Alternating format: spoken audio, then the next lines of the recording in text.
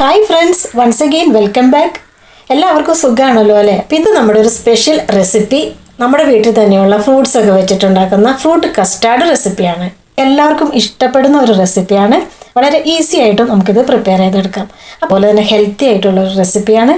അപ്പോൾ ഇഷ്ടമായാൽ ഒന്ന് ലൈക്ക് ചെയ്യാനും അതുപോലെ തന്നെ സബ്സ്ക്രൈബ് ചെയ്യാത്തവരുണ്ടെങ്കിൽ ഒന്ന് സബ്സ്ക്രൈബ് ചെയ്യാനും മറക്കരുത്. പതിവായി നമ്മുടെ വീടുകളിൽ വാങ്ങിക്കാറുള്ള ഫ്രൂട്ട്സ് മാത്രം മതി ഫ്രൂട്ട് കസ്റ്റാർഡ് തയ്യാറാക്കാൻ. അപ്പോൾ എങ്ങനെയാണ് ഹെൽത്തി ആയിട്ടുള്ള ഫ്രൂട്ട് കസ്റ്റാർഡ് തയ്യാറാക്കുന്നതെന്ന് നമുക്ക് വീഡിയോയിൽ കാണാം. അപ്പോൾ നമുക്കിനി റെസിപ്പിയിലോട്ട് കിടക്കാം. ഞാനിവിടെ 500 ml പാലെടുത്ത് നമുക്കൊരു സോസ് പാനിൽ ഒഴിക്കാം. എന്നിട്ട് നമുക്ക് ഈ പാലൊന്ന് തിളപ്പിക്കാനായിട്ട് സ്റ്റൗവിൽ വയ്ക്കാം.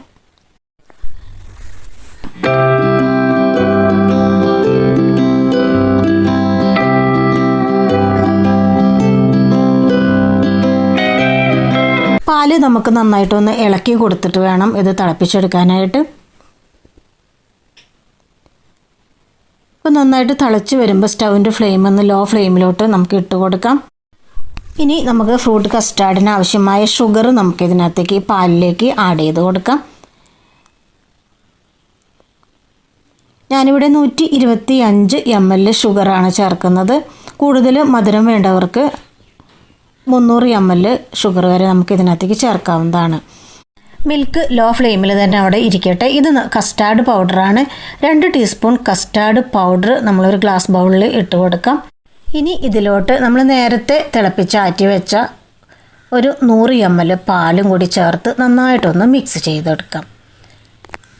കുറേശ്ശെ പാല് ചേർത്ത് നന്നായിട്ട് തരി ഒട്ടും തന്നെ ഇല്ലാതെ നമുക്ക് ഈ കസ്റ്റാർഡ് പൗഡറും പാലും കൂടി നന്നായിട്ടൊന്ന് മിക്സ് ചെയ്ത് എടുക്കണം. ഒട്ടും തന്നെ തരിയില്ലാതെ നമുക്ക് നന്നായിട്ട് മിക്സ് ചെയ്തെടുക്കാം. ഇപ്പോൾ ഇതാ ഇതുപോലെ നമ്മൾ മിക്സ് ചെയ്ത് എടുത്തിട്ടുണ്ട്. ഇനി നമ്മൾ ലോ ഫ്ലെയിമിൽ വെച്ചിരിക്കുന്ന പാലിലോട്ട് കുറേശ്ശെ ചേർത്ത് നമുക്കിതൊന്ന് മിക്സ് ചെയ്ത് കൊടുക്കാം. ഒരുമിച്ച് ഒറ്റ തവണയായിട്ട് നമ്മളിത് ഒഴിക്കാൻ പാടില്ല. അല്പാൽപ്പം ഒഴിച്ചൊഴിച്ച് നന്നായിട്ടതൊന്ന് മിക്സ് ചെയ്തെടുക്കാം. ഒന്നിച്ച് നമ്മൾ ഒഴിച്ചാൽ പെട്ടെന്ന് തന്നെ അത് കട്ടയായി പോകും. അപ്പോൾ അതുകൊണ്ട് ഇതുപോലെ തന്നെ നമ്മൾ കുറേശ്ശെ ചേർത്ത് വേണം ലോ ഫ്ലെയിമിൽ പാലിൽ ചേർത്ത് അല്ലെങ്കിൽ മീഡിയം ഫ്ലെയിമിലിട്ട് നമുക്കിതൊന്ന് മിക്സ് ചെയ്ത് കൊടുക്കാം. അങ്ങനെ നമ്മൾ കസ്റ്റാർഡ് കലക്കിയതെല്ലാം നമ്മളിതാ ഇതുപോലെ കുറേശ്ശെ ഒഴിച്ച് നന്നായിട്ടൊന്ന് പാലിൽ മിക്സാക്കി എടുത്തിട്ടുണ്ട്. ഇനി നമുക്കിത് ഹൈ ഫ്ലെയിമിൽ മാറ്റി വെച്ച് നമുക്ക് നന്നായിട്ട് ഇതൊന്ന് കുറുതാക്കി എടുക്കണം.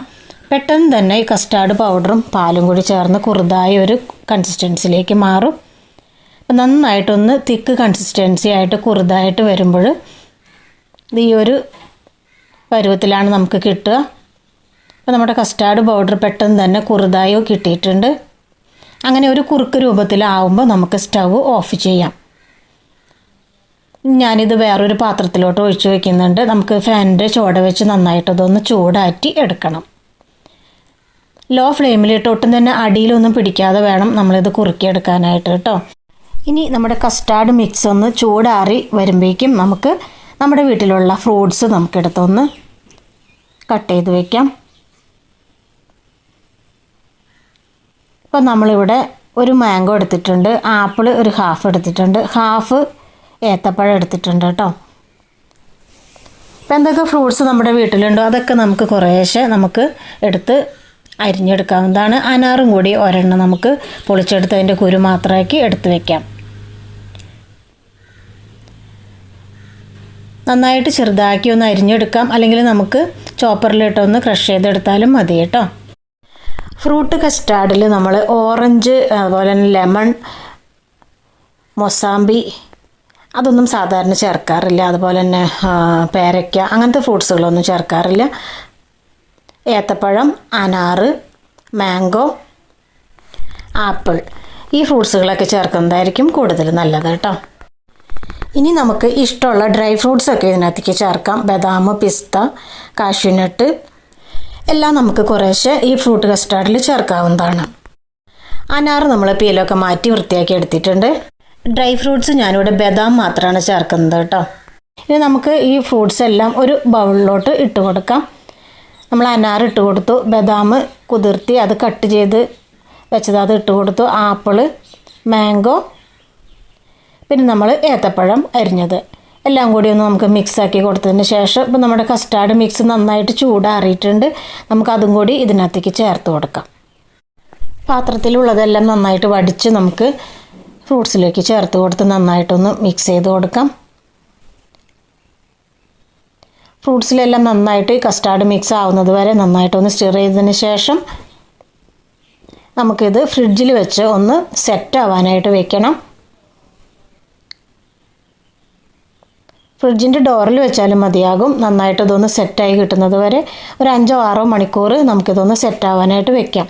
അപ്പോൾ നന്നായിട്ട് നമ്മൾ മിക്സ് ചെയ്തതിന് ശേഷം ഫുഡ് റാപ്പ് ഇട്ട് നമുക്കിതൊന്ന് കവർ ചെയ്ത് ഫ്രിഡ്ജിൻ്റെ ഡോറിൽ ഞാനൊരു 3-4 മണിക്കൂർ വെക്കുന്നുണ്ട്. അപ്പോൾ നന്നായിട്ട് ഇതൊന്ന് സെറ്റായി കിട്ടും. ഒരു 5 മണിക്കൂറിന് ശേഷം നമ്മൾ ഫ്രൂട്ട് കസ്റ്റാർഡ് ഫ്രിഡ്ജിൽ നിന്ന് എടുത്ത് ഫുഡ് റാപ്പ് ഒന്ന് മാറ്റി നോക്കാം. അപ്പോൾ അത്യാവശ്യം ഒന്ന് സെറ്റായിട്ടുണ്ട്. ഇനി ഞാൻ ഇതിനകത്തേക്ക് ഒരു ടിപ്പും കൂടി ചെയ്യുന്നുണ്ട് കേട്ടോ. കൂടുതൽ ടേസ്റ്റ് ആവണമെങ്കിൽ നമുക്ക് 1 സ്പൂൺ ഐസ്ക്രീം കൂടി നമുക്ക് ഈ ഫ്രൂട്ട് കസ്റ്റാർഡിൽ ചേർത്ത് കൊടുക്കാം. എന്നിട്ട് കസ്റ്റാർഡും കൂടി ഇതിനകത്തേക്ക് മിക്സ് ചെയ്ത് നമുക്ക് സെർവ് ചെയ്യാവുന്നതാണ്. ഓരോ സെർവിങ് ബൗളിൻ്റെ മുകളിലോ അല്ലെങ്കിൽ അടിയിലോ 1 സ്പൂൺ ഐസ്ക്രീം കൂടി ഇട്ടാൽ കൂടുതൽ ടേസ്റ്റ് ഉണ്ടാവും. ഒന്നും ചെയ്തില്ലെങ്കിലും നമ്മളിപ്പോൾ പ്രിപ്പയർ ചെയ്ത രീതിയിലും കഴിക്കാവുന്നതാണ്. അപ്പോൾ ഇന്നത്തെ നമ്മുടെ റെസിപ്പി ഇഷ്ടമായാൽ ഒന്ന് ലൈക്ക് ചെയ്യാനും കമൻറ്റ് ചെയ്യാനും സബ്സ്ക്രൈബ് ചെയ്യാനും മറക്കരുത്. അടുത്തൊരു പുതിയ വീഡിയോയിൽ പുതിയൊരു റെസിപ്പിയുമായിട്ട് വീണ്ടും കാണാം. Okay, by.